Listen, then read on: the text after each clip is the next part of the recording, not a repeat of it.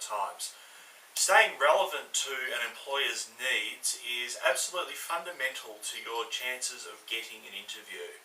Here are 3 very simple questions that you should ask yourself when proofreading your resume to make sure it passes the relevance test. The first question that you should ask is this information relevant to the position that I'm applying for? By using the job advertisement and any other information about the position you have available, you should be able to establish what information is going to be most relevant and most important to the employer. Look for keywords in the job advertisement and the position description. Look for key duties, look for key skills, and make sure that if you do have those skills and that experience, that you list that prominently in your resume in the appropriate section. Now remember, a resume typically gets about 8 seconds of attention by its reader before form a judgment. So in that 8 seconds, you want to really make sure that you have enough information there that's very easy for them to see, that's going to stand out, that's going to hold their attention for longer and hopefully get them to pick up the phone and book an interview with you.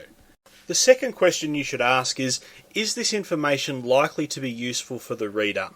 This is really looking at information that may not be completely relevant to the role you're applying for, but will still be relevant information for the person reading your resume to know. It could be recent work history that is not in any way similar or related to the role that you're applying for. Remember, you should never remove a job off your resume that creates a gap in your employment history. And it's always best to list your employment history chronologically from your most recent or current position, and then work backwards from there.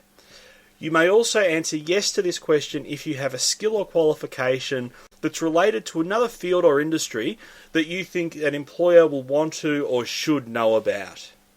The third and final question you should ask is, will this information help the reader decide to request an interview? Now, this is a fairly broad question, and there's quite a few areas here that could fit, but really this question's looking at achievements both inside and outside of the workplace that will be impressive for an employer to know about.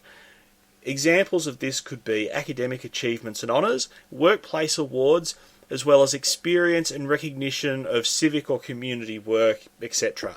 Again, it's a very, very broad sort of question here, but anything that you have that's going to, I suppose, wow a prospective employer that perhaps doesn't answer yes to either of the previous 2 questions is really what this question's about. It's a bit of a catch-all just to make sure that nothing that's important is missed. So in summary, it's unlikely that you'll answer yes to every question for every single piece of content on your resume. However, if any content doesn't garner at least 1 yes, you may want to consider rewording that particular piece of content or removing it from your resume.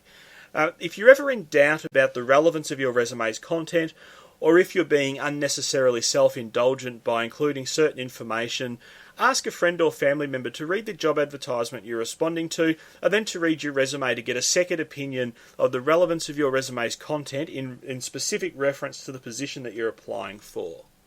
I hope you found this video useful, and if you take even one thing away from this video, I hope it's the importance of ensuring your resume is focused towards showcasing your professional experience, achievements, skills and academic credentials in a way that helps a specific employer see why you're an awesome candidate for their specific role.